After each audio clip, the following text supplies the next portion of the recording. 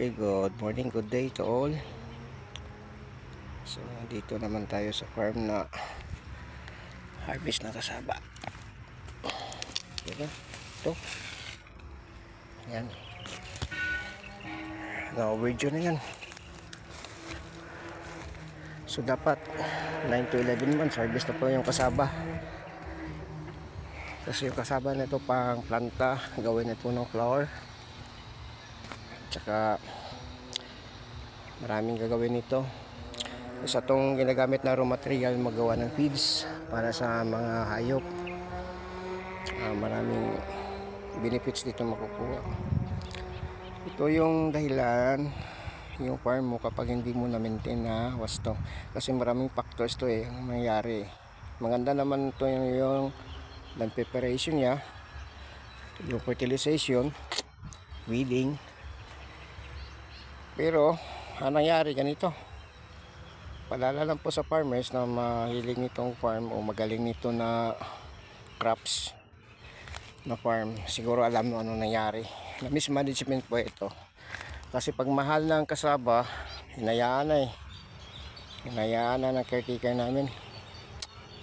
So ito yung nangyari, instead na kasaba yung lalago yung mga damo.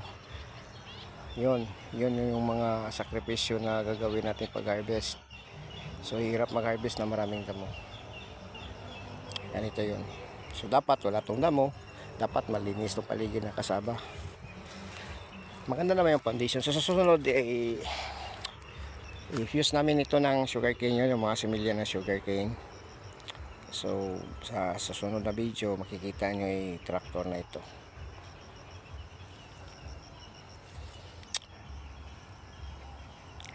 Hirap guys. Okay naman, enjoy. Pang ano ba, pang exercise. Ito, lawak pa ito, hindi pa nagalaw tatlong load na nakuha namin dito, tatlong load. Iwan ko kung magkano naman sa planta yung kilo. Ito yung buhay probinsya, ito buhay farmer. So sa susunod, i-manage na namin ito ng wasto at tutukan na namin kasi puro kaming busy. Ito sa pamilya to na farm, tumutulong lang po ako dito paano. Hindi ko rin ito major na agronomy. Sa agronomy ito na major crops.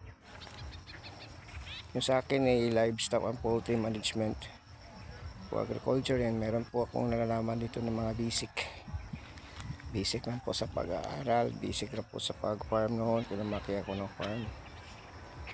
Ito lang mga idol, sa susunod na video gaganda na ito, kasi yung agriculture, meaning there's something beauty, there's land to produce goods and profits to. Yun, mga reinforce yan,